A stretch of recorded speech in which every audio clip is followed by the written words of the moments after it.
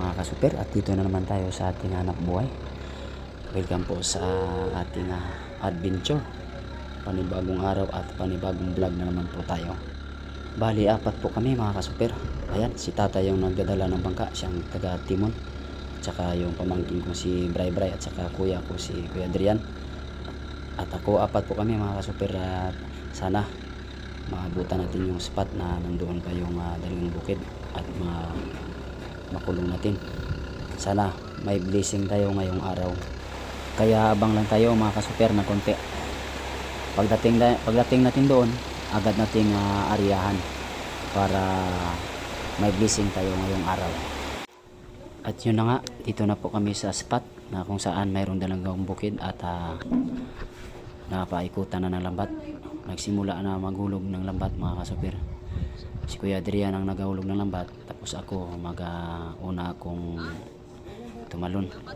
Lalangoy ako kasi yung punta ng aming lambat sa unang hulog mga kasuper ay walang buya. So ako ang bilang tanda doon na kung sakali lumubog naman ng lambat ilalim, at least makikita nila na doon sila magtatapos sa paghahulog ng lambat.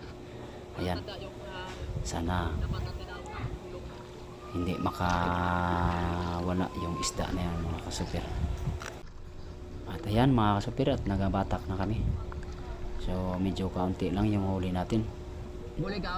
Panggasolina lang talaga at pang ulam, kasi nga hindi natin nasa pool.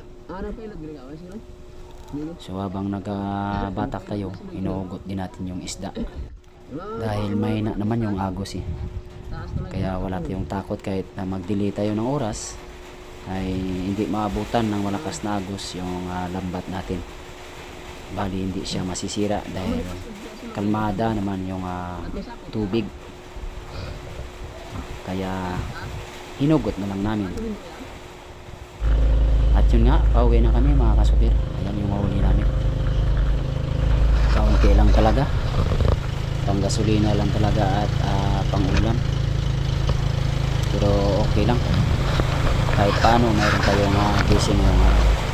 Sa ating mga silent viewers at sa ating mga followers, maraming salamat po sa patuloy niyo panonood sa aking video, and God bless you always.